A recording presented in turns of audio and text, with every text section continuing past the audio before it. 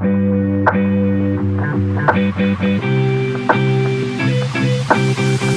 want to get into this idea of woke.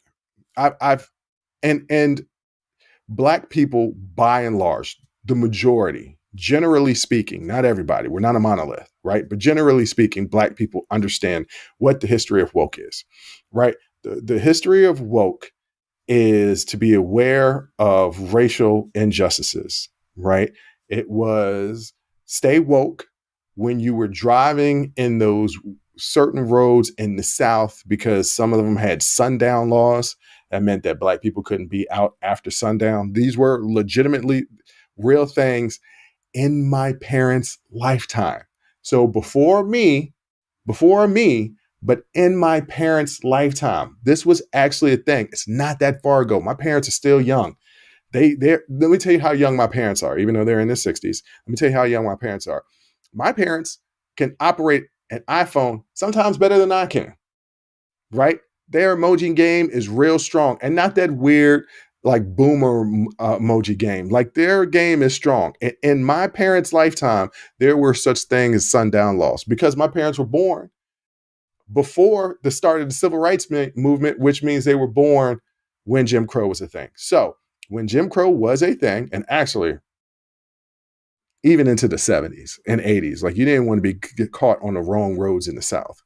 I don't know if that's like that now, but it definitely was like that no more than 30, 40 years ago. Okay.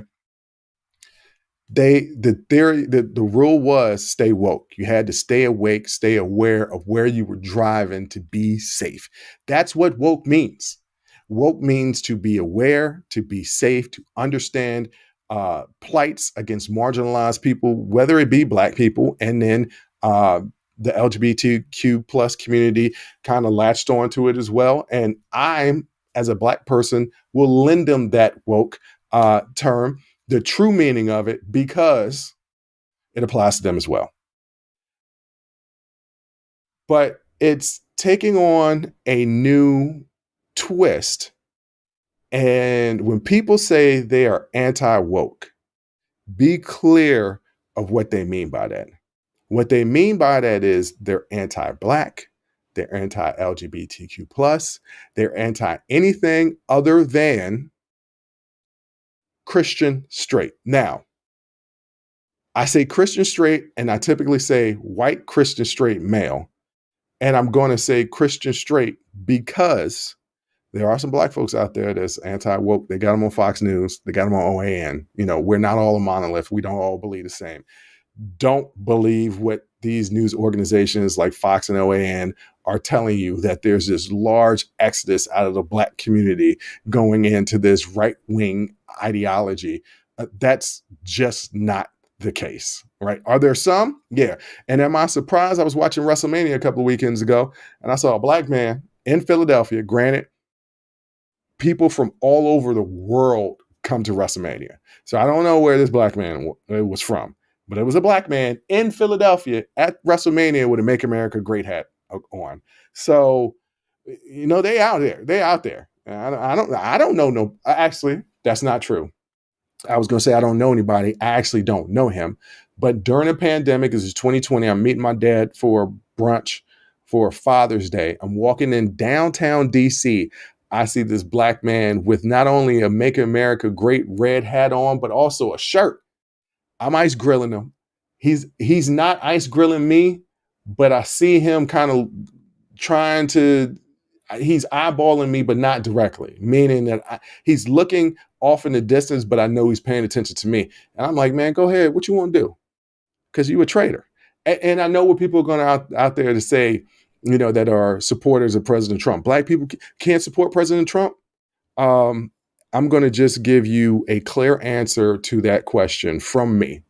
I'm speaking from me and not from the entire Black community. Hell no. Hell no. Black people cannot support Trump. I'm sorry. I know the people that support his policies and support him want to say that he's not a racist and want to change up the words that he said. But he's a racist. And there's plenty of evidence to back this up. I'm not going to run down the list because I've already done it before. Those people that want to argue that point, they just want to argue that point and not look at facts. And it doesn't matter what you present to them. They're just not going to accept it, because by accepting that and they support him, they would have to accept the fact that they support a racist, and that in actuality, they might also be a racist. And contrary to what some people believe, not all these people that are Trump supporters and right wing conservatives want to be considered racist, though they might be. Don't want to be considered racist. Being a racist is actually a bad thing. Like, that's not a good thing. That's a bad thing.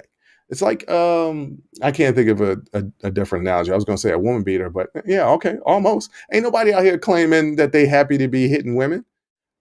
Every man that's hit a woman, I don't know that they've ever bragged about it. I have actually not known of a man personally that I know hit women and just openly was like, yeah, I'll be hitting on women. I haven't known that. I don't know too many men that have. I probably can't even count them on 3 fingers. That means it's not more than 3. Like, people don't want to admit the bad things about themselves. So the idea that they would support somebody who's a racist, President Trump, former President Trump, would mean to acknowledge that, well, they don't really give a damn about racism, and that they might be racist too.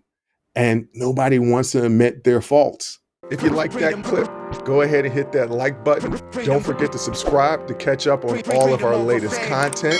Don't forget to hit the notification button when you do subscribe so you can get updated every time we release content.